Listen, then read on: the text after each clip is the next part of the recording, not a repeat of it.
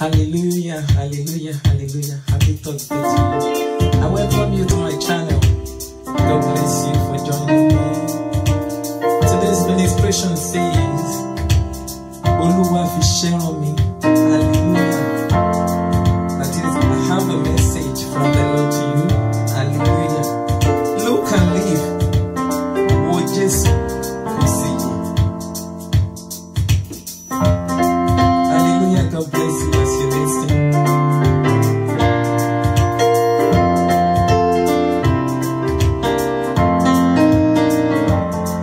Olúwa rán mi níṣẹ́. Hallelujah. Ìwọ ni mo jẹ́ iṣẹ́ náà fún. A kọ sínú ọ̀rọ̀ rẹ̀. Hallelujah.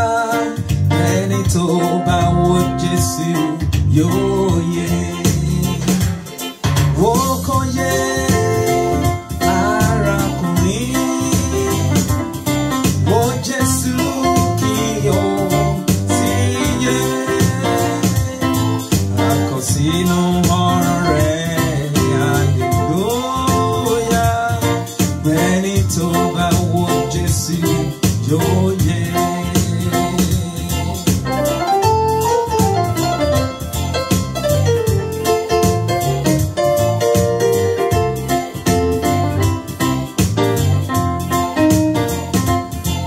Àrùn mi níṣẹ́ ìfẹ́.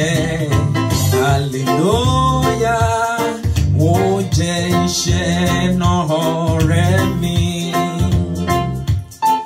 Ìṣẹ̀lá tókè wá ní. Hallelujah. Jésù sọ mo mọ̀ pé ó tọ́ ni. Ó kò yẹ arákùnrin. Ojú wo Jésù kò yẹ. A kọ sínú ọ̀rọ̀ rẹ̀. Hallelujah. Ẹni tó bá wo Jésù yóò yè.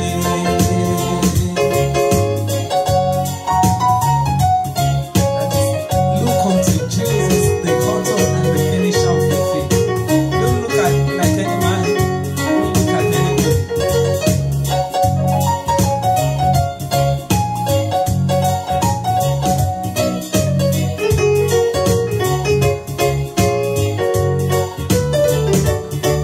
Ànàwọ́ iye sí ọ. Hallelujah. A ó fi iye àìlópin fún ọ. Tó bá wo Jésù nìkan. Hallelujah. Wo nìkan ló lè gbàlà. Wo kò yẹ arákùnrin àtàrábìnrin. Wo Jésù kí o sì yè.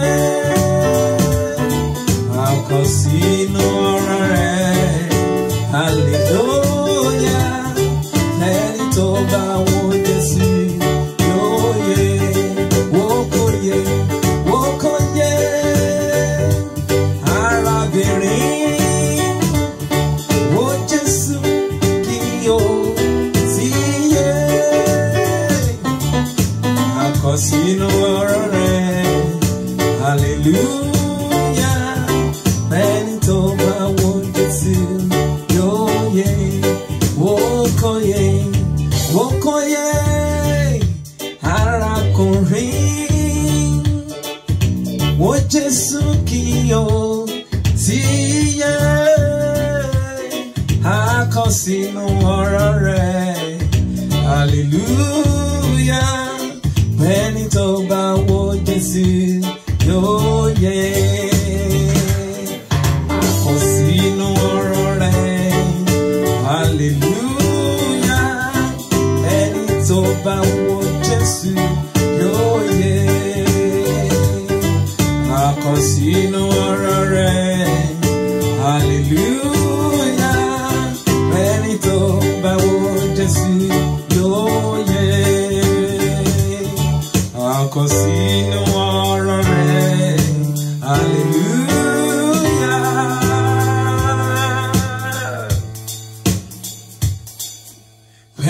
ẹni tó bá wo Jésù yóò yẹ.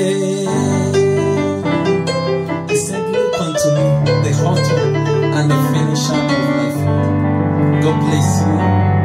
See you next week. But remember, Jesus is coming soon. Be prepared. Stay prepared. God bless you.